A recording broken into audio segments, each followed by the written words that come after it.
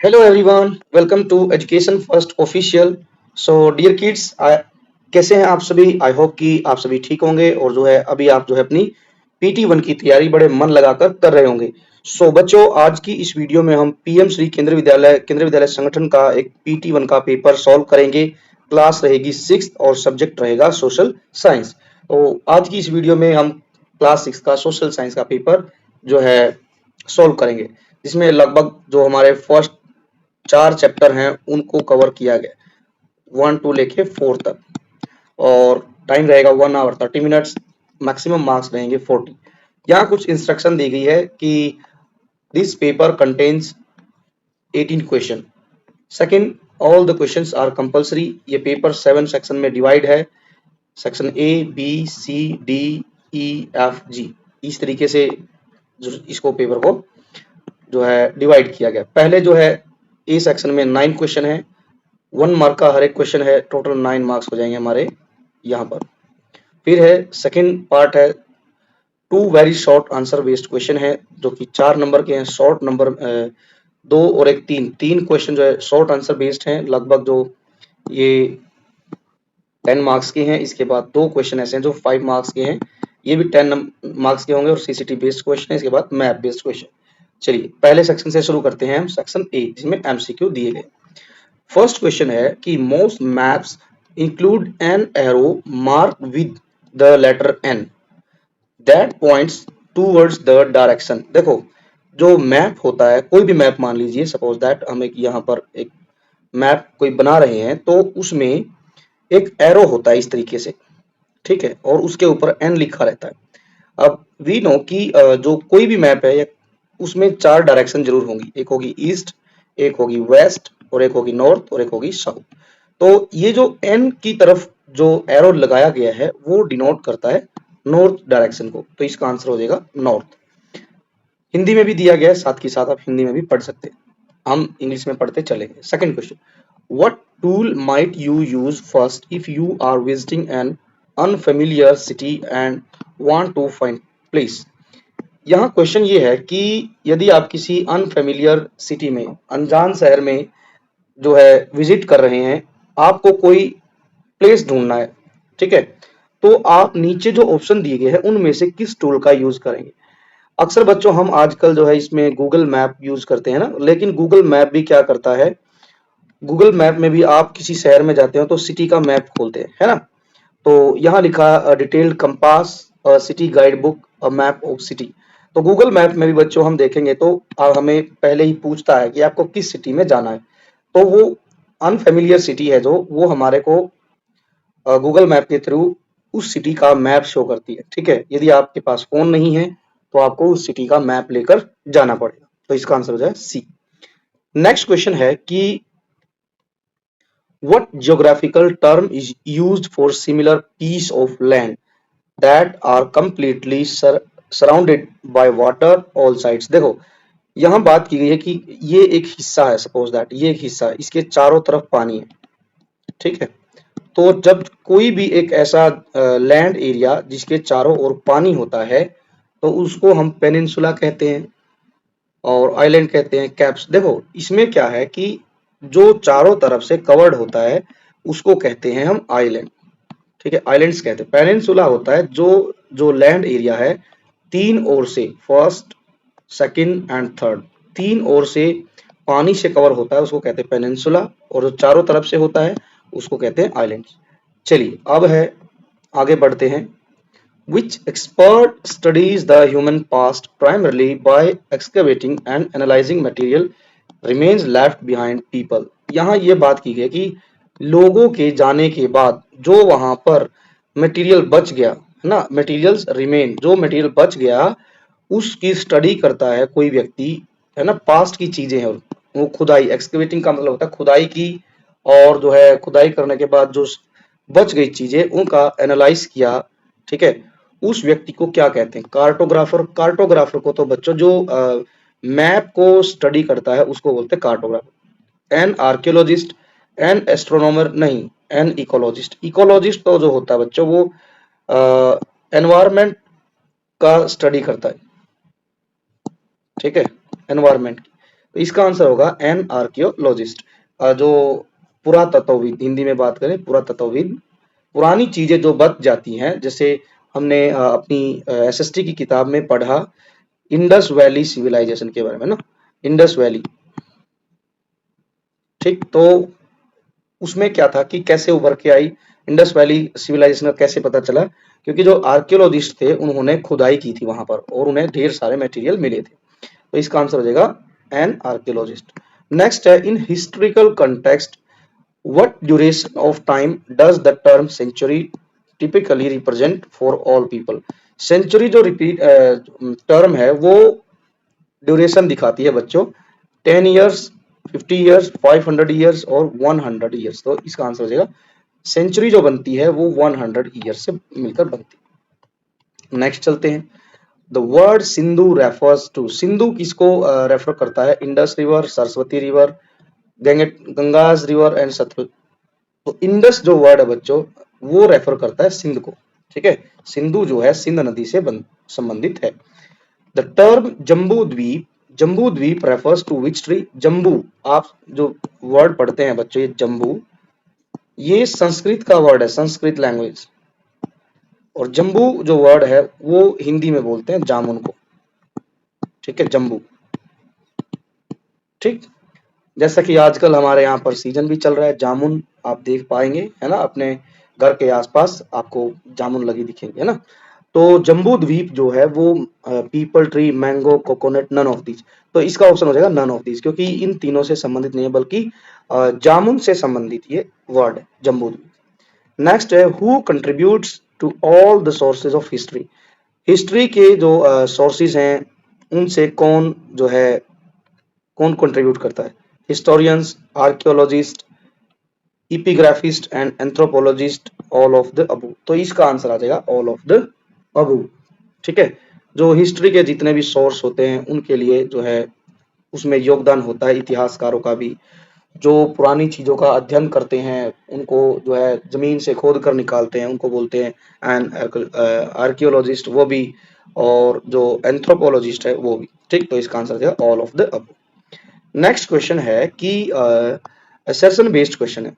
Assertion है कि oceans cover nearly 3/4 of earth surface. सही बात है कि जैसे हमारी ये अर्थ है, ये अर्थ है, इसके यदि हम 4 पार्ट करें तो लगभग जो है बच्चों 3 पार्ट में हमें, लगभग 3 पार्ट इसका कवर है पानी से, ठीक है। इसीलिए यहाँ सेकंड जो है भाई, 3 पार्ट जो है इसके समुद्र के पानी से कवर है, इसीलिए अर्थ को क्या कहते हैं? Blue planet, because the extensive water coverage. बिल्कुल सही है, असर्शन भी ठीक है और इसका रीजन भी ठीक है। जब किसी चीज के 4 हिस्से में से 3 हिस्से कवर होते हैं पानी के, तो वो जाहिर सी बात है बच्चों कि उसको ब्लू कहेंगे ही। और अर्थ क्या है? हमारी प्लेनेट, तो अर्थ जो है ब्लू प्लेनेट कहलाती है। जब हम इसको आसमान से देखते हैं, ठीक है, स्पेस से देखते हैं, तो ये बिल्कुल जैसे ऐसे लगते हैं कि पानी का एक गोला है, ठीक है। तो इसका आंसर हो जाएगा both A and R are true, R is the correct explanation of A. What it, ये हमारा आंसर है। अब बढ़ते हैं नेक्स्ट क्वेश्चन। नेक्स्ट क्वेश्चन क्या दिया गया है कि why are symbols an important component of a map? जो मैप है उसका इंपॉर्टेंट कंपोनेंट क्यों है? कौन? सिंबल्स। आपने देखा होगा कि मैप में ढेर सारे सिंबल होते हैं, ठीक। तो वो इंपॉर्टेंट क्यों है? देखो, जब भी कोई मैप हम स्टडी करते हैं उसमें सिंबल होते हैं, ठीक। आपने देखा होगा कहीं पर रोड के सिंबल बने होंगे ऐसे करके, ठीक है, कहीं पर ऐसे ट्रैक के सिंबल बने होंगे, ठीक है, कहीं रिवर के सिंबल बने होंगे। तो ये सिंबल क्यों इंपॉर्टेंट है? तो हम ये कहेंगे कि भाई जो सिंबल होते हैं, सिंबल रिप्रेजेंट करते हैं मैप के ऊपर बिल्डिंग्स को, रोड को, रेलवे स्टेशन या फिर natural elements such as river, pond, ठीक है। तो इनको शो करते हैं और इनके होने की वजह से हम एक मैप को अच्छे से समझ सकते हैं, ठीक है। तो हम इसका आंसर लिखेंगे यहाँ पर, symbols are an important component of a map because they are used to represent buildings। आप मैप पे देखेंगे तो आपको बिल्डिंग से रिलेटेड जो है मैप में जो है सिंबल दिखाई देंगे, ठीक। या फिर रोड शो करना है, रेलवे स्टेशन दिखाना है, ठीक है। तो इन सब के लिए जो है सिंबल आप देख पाएंगे, ठीक है।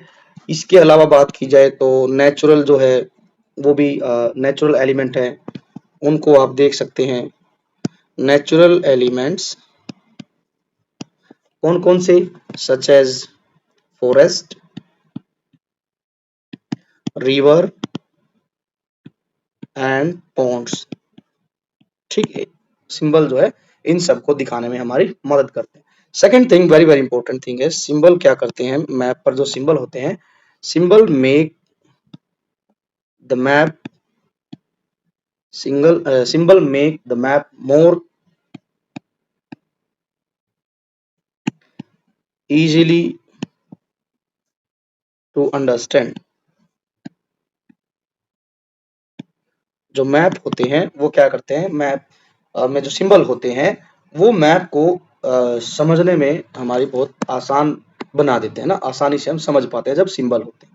अब क्या दिया गया है कि what are the works of archaeologist, archaeologist का क्या क्या काम होता है, ठीक है। तो इसका आंसर हम यहाँ लिख देते हैं, ये लीजिए। तो जो आर्कियोलॉजिस्ट होता है वो स्टडी करता है किस चीज की, जो पास्ट की जो चीजें होती हैं उनको खोदता है, ठीक है, और उनको फिर स्टडी करता है, ठीक है। तो हम लिखेंगे कि एन आर्कियोलॉजिस्ट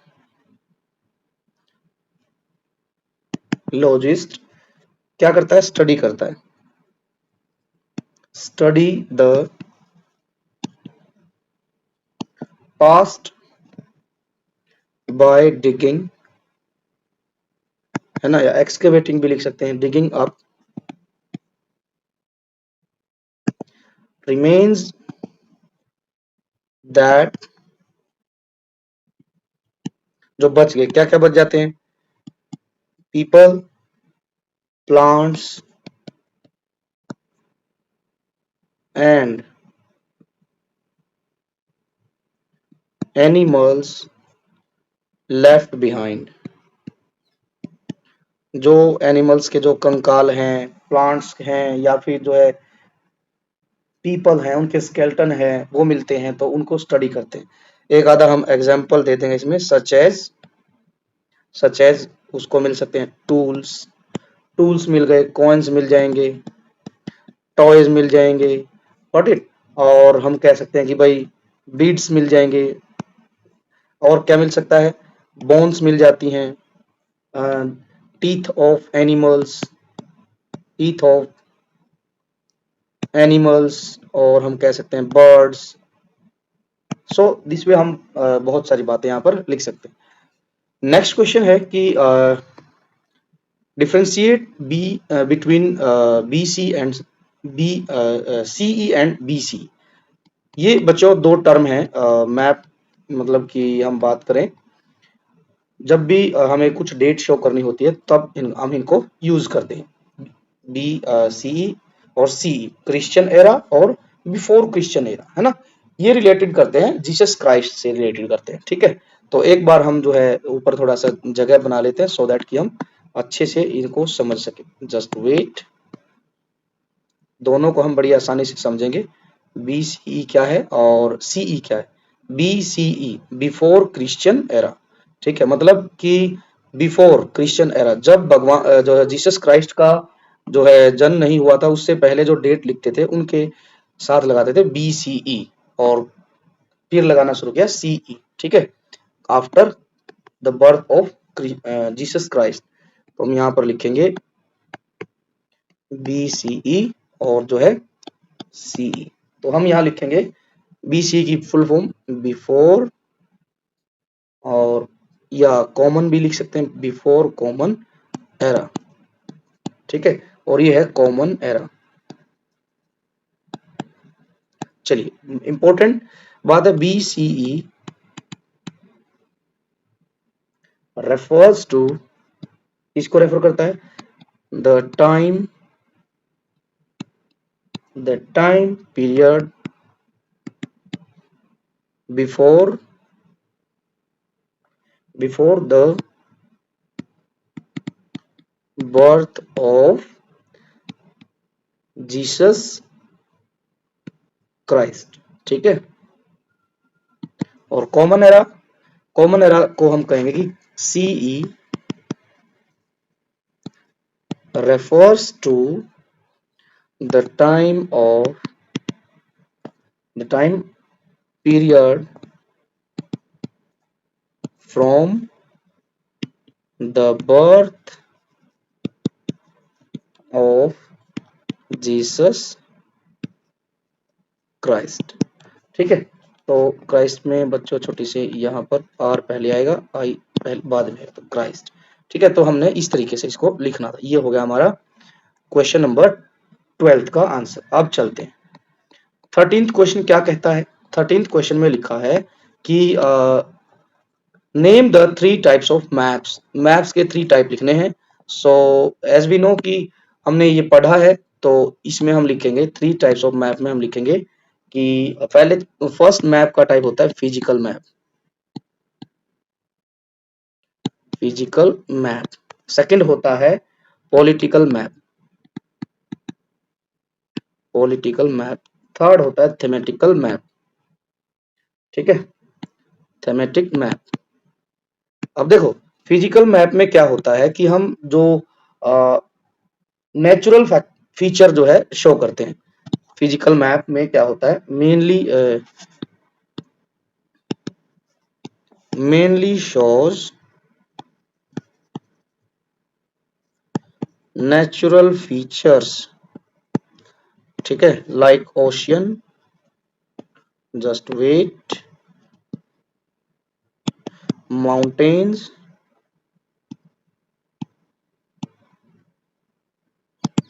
रिवर्स, ये शो करते हैं। पॉलिटिकल मैप में हम क्या शो करते हैं, कंट्रीज, स्टेट्स।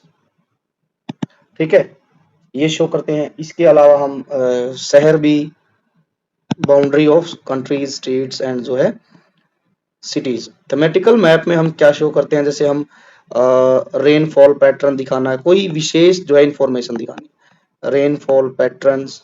ठीक है। इसके अलावा बात करें आप रोड मैप जो है, रोड नेटवर्क दिखाना चाहते हैं। ठीक। जो थेमेटिक जो मैप होता है उसमें कुछ स्पेसिफिक इंफॉर्मेशन होती है, बस स्पेसिफिक काइंड ऑफ इंफॉर्मेशन हम शो करते हैं थेमेटिक मैप में। Rainfall pattern, road map, road network, या फिर हम जो है रेलवे नेटवर्क भी शो कर सकते हैं। Railway network. Got it. Next question, question number 14। Eastern hemisphere hold more water. देखो यहाँ बात की जाए कि भाई जैसे अर्थ थोड़ी सी, यहाँ एक छोटी सी अर्थ का एक जो है चित्र ड्रॉ कर लेते हैं। ठीक है। जैसे ये हमारी अर्थ है,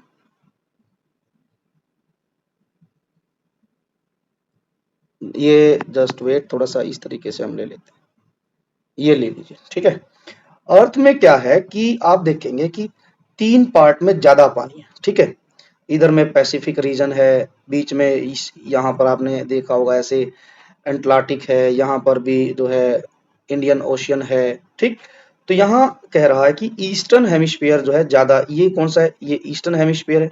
इसको डिवाइड कर लेंगे तो ये इधर वाला ईस्टर्न हेमिस्फीयर है, ये है वेस्टर्न हेमिस्फीयर। तो ये कहता है कि ईस्टर्न हेमिस्फीयर जो है वो ज्यादा पानी होल्ड करता है। तो बच्चों ये ठीक नहीं है, ये जो है ये गलत है। क्यों? क्योंकि ईस्टर्न हेमिस्फीयर में ज्यादा पानी नहीं होता। जो अर्थ है उसका यदि हम बात करें, ईस्टर्न हेमिस्फीयर उसमें पानी ज्यादा नहीं है। ठीक है। वो होल्ड नहीं करता। ठीक। बल्कि नीचे वाला, ये वाला पार्ट में पानी ज्यादा है। ठीक है। ये वाले पार्ट में, सदर्न हेमिस्फीयर में पानी ज्यादा है। ठीक है।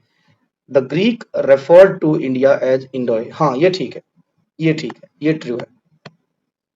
जो ग्रीक लोग थे उन्होंने इंडिया वालों को एज ए इंडोय जो है रेफर किया। The birth of Jesus Christ is used as its starting point by the Gregorian calendar. ये भी ठीक है, ये भी ट्रू है, ये भी ट्रू है। ठीक है, कि बात कर रहे हैं कि जो जीसस क्राइस्ट का जन्म हुआ था उससे क्या है जो ग्रिगोरियन कैलेंडर है उसकी स्टार्ट मानी जाती। ठीक है बात। Anthropologist study the physical feature of man. गलत है, ये बिल्कुल गलत है। ठीक है ना, जो physical feature of sorry math कह रहा हूं, देखो अर्थ है बच्चे, अर्थ सॉरी, जो अर्थ के फिजिकल फीचर को जो है स्टडी करता है उसको तो बच्चों जूलॉजिस्ट या फिर हम जियोलॉजिस्ट कहेंगे। ठीक है, जूलॉजिस्ट नहीं जियोलॉजिस्ट। ठीक है, जो जियोग्राफिस्ट हैं, ठीक, वो करेंगे। ठीक है, एंथ्रोपोलॉजिस्ट तो इंसानों के स्टडी करते हैं। ठीक है, ध्यान रखेंगे, ये गलत है, फॉल्स हो जाएगा। ठीक, एंथ्रोपोलॉजिस्ट क्या करते हैं, ह्यूमन सोसाइटीज है, कल्चर है, उनके बारे में क्या करते हैं, स्टडी करते हैं। आगे बढ़ते हैं। What is a disaster, what are the works of disaster management. सबसे पहले हम डिजास्टर देख लेते हैं क्या होता है। इसका आंसर हम यहाँ लिखेंगे कि डिजास्टर जो होती है बच्चों वो एक सडन इवेंट होता है, is a sudden and severe event होता है ना। जैसे लैंडस्लाइड हो जाती है, क्लाउड ब्रस्टिंग हो जाती है, या फिर हैवी स्नोफॉल हो जाती है, तो ये सब क्या है, डिजास्टर बन जाते हैं। ठीक है, disaster is a sudden and severe event, और क्या करता है, इसके आने से बहुत ज्यादा नुकसान होता है। दैट कॉज इमेंस, इमेंस का मतलब होता है बहुत ज्यादा मात्रा में डैमेज कर देता है। जैसे अभी इन वन कंट्री वेनेजुएला अभी क्या आया था, अर्थक्वेक आया था, वो भी एक जो है डिजास्टर है। डिजास्टर को आपदा कहते हैं। डैमेज क्या क्या डैमेज कर सकता है, टू लाइफ और प्रॉपर्टी, लाइफ को भी, प्रॉपर्टी एंड द एनवायरमेंट। ठीक है, तीनों को जो है डैमेज कर सकता है, लाइफ को, प्रॉपर्टी को, एनवायरमेंट को। ठीक है, इसके एग्जाम्पल बच्चों बहुत सारे होते हैं, जैसे हम अर्थक्वेक का एग्जाम्पल दे चुके हैं। ठीक है, कई बार साइक्लोन आ जाते हैं, गॉट इट, कई बार फ्लड जैसी स्थिति हो जाती है।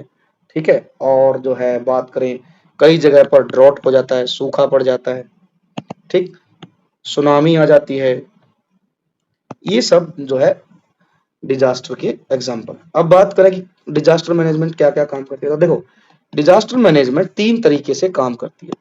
पहले पहले होता है प्री डिजास्टर, ठीक, एक होता है ड्यूरिंग डिजास्टर, और एक होता है पोस्ट डिजास्टर।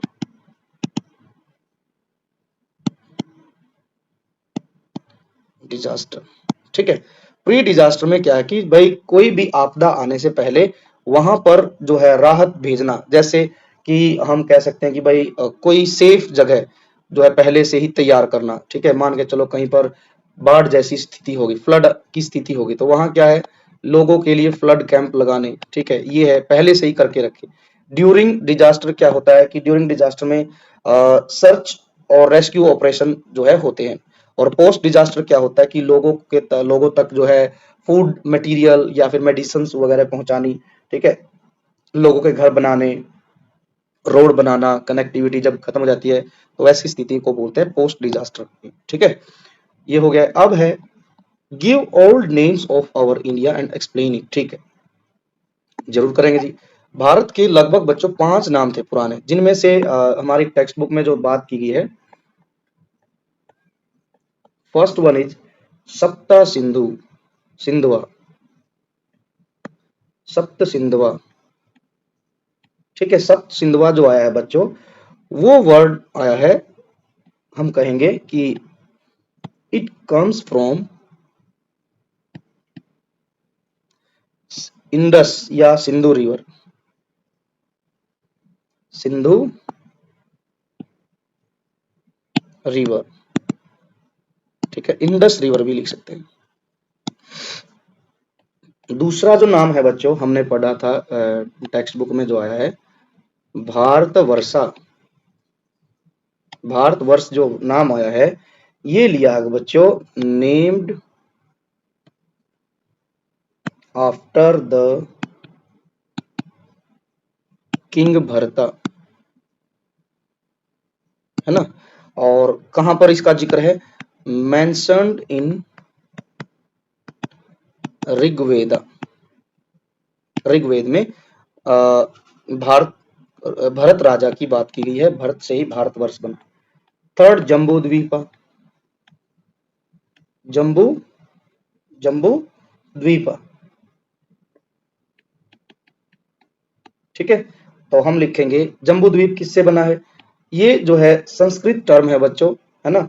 और इसको हिंदी में जो है कहें तो इसका मतलब होगा आइलैंड ऑफ द जम्बू या जामुन ट्री, ठीक है। तो हम कहेंगे N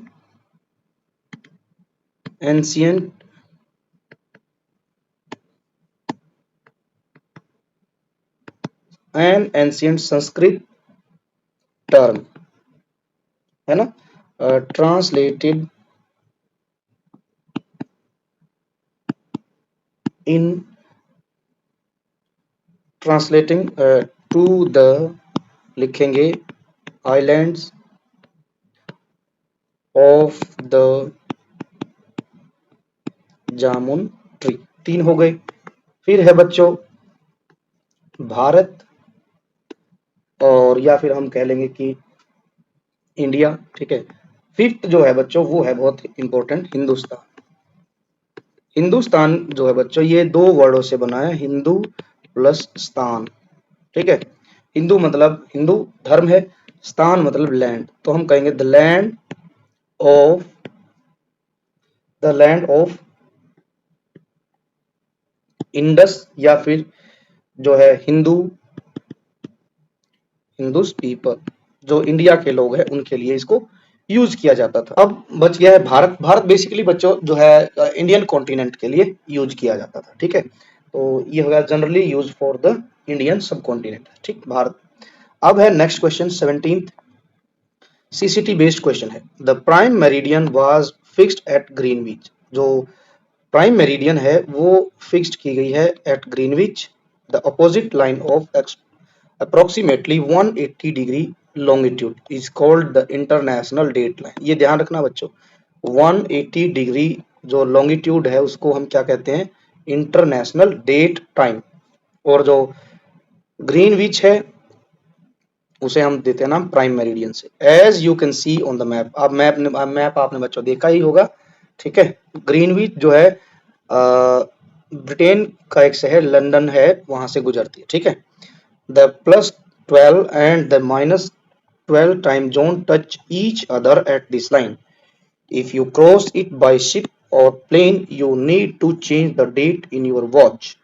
If you cross it locating places on the earth traveling eastward, you subtract a day, say from Monday to Sunday.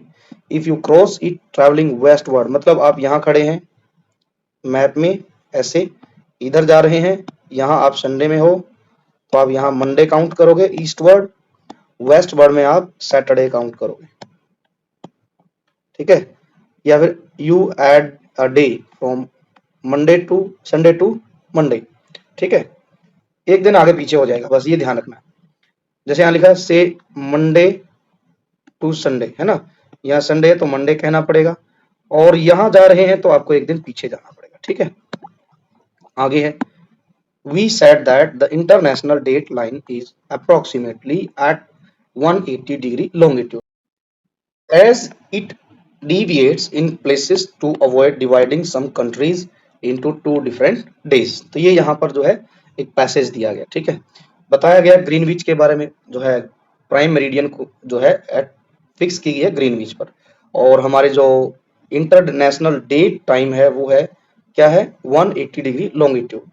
विच अब जो है बात करते हैं कि क्वेश्चनों की, साथ ही ये बताया गया है इंपॉर्टेंट फैक्ट ये दिया गया है कि if you cross locating place on earth travelling eastward, जब आप किसी स्थान पर हैं, मान के चलो यहाँ है और ईस्ट वर्ड जा रहे हैं तो आपको यू सब्ट्रैक्ट अ डे, तो आपको एक दिन घटाना पड़ेगा। ठीक है, मान के चलो यहाँ आप मंडे में हैं तो आपको एक दिन जो है क्या करना पड़ेगा, घटाना पड़ेगा। यहाँ मंडे थे तो सब्ट्रैक्ट करना पड़ेगा, यहाँ हो जाएगा हमारा क्या, संडे। ठीक है, if you cross it travelling east westward, यदि आप वेस्टवर्ड जाते हैं तो you add a day from Sunday to Monday, तो आपने एक दिन ऐड करना पड़ेगा। ठीक है, समझे, तो हो जाएगा ऐसे। अब क्या कहता है, which line is known as Greenwich line, तो हम पहले ही बता चुके हैं, प्राइम मेरिडियन है ना, प्राइम मेरिडियन हो जाएगा। Which line is known as international date line, तो हम कहेंगे 180 डिग्री लॉन्गिट्यूड, 180 डिग्री लॉन्गिट्यूड। ठीक है, नाउ नेक्स्ट क्वेश्चन क्या है, which longitude is known as the Indian sub standard time line, की जो कौन सी लॉन्गिट्यूड जो है वो इंडियन स्टैंडर्ड टाइम लाइन कही जाएगी। आपने पढ़ा ही होगा बच्चों, तो वो है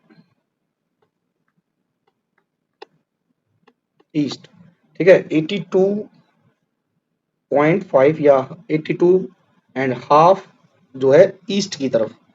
ठीक है, और जैसा कि आपको पता है इंडिया जो है इस वाले सदन में है, नॉर्थ में है और ईस्ट में, तो हम यहाँ पर लगाएंगे नॉर्थ ईस्ट। ठीक है, ये इसका आंसर हो जाएगा। इंडिया की बात की जाए तो इंडिया के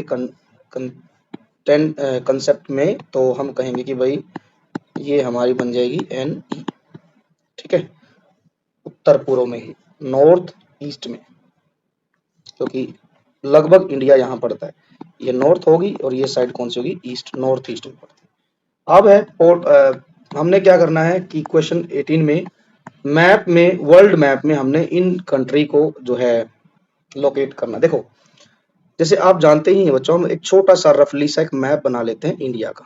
ठीक है, इस तरीके का कुछ मैप है, जस्ट वेट, इसको थोड़ा सा हम दोबारा बनाते हैं।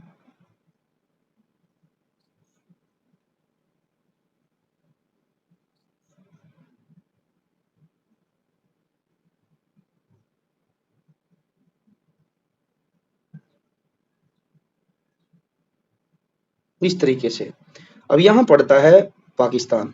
ठीक है, ऊपर पड़ता है अफगानिस्तान AF, ये है PA की, ये है हमारा प्यारा भारत।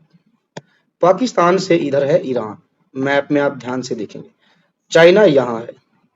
ठीक है, और एक कॉन्टिनेंट पड़ता है इधर में। ठीक है, यहाँ पर है बच्चों अटलांटिक ओशियन। ठीक है, S की शेप में, आप मैप में देखना, ये इंडिया है, इंडिया से काफी दूर है अफ्रीकन कॉन्टिनेंट। ठीक है, तो यहाँ पर अफ्रीका के हम कहेंगे वेस्ट में लगता है। ऑस्ट्रेलिया लगभग बच्चों इंडिया से काफी दूर एक कंट्री यहाँ पर है। ठीक है ना, ऑस्ट्रेलिया। तो ये इस तरीके से हमने मैप पर इनको लोकेट करना था। तो बच्चों ये था paper class 6 SST paper PT1। This is all about the SST paper. I hope कि आपको ये पेपर समझ आया होगा। यदि वीडियो अच्छी लगी है तो वीडियो को लाइक कीजिए, दोस्तों के साथ ज्यादा से ज्यादा इस वीडियो को शेयर कीजिए और education first official YouTube channel को जरूर सब्सक्राइब कर लीजिए ताकि नेक्स्ट वीडियो का नोटिफिकेशन आपको सबसे पहले मिल सके। बच्चों ऑलरेडी हम प्ले लिस्ट में लगभग हिंदी, इंग्लिश, मैथ के हम पेपर डाल चुके हैं, आप उन वीडियोज को भी देख सकते हैं। अब हम मिलेंगे नेक्स्ट वीडियो में संस्कृत के पेपर के साथ। Thanks for watching, take care and bye bye.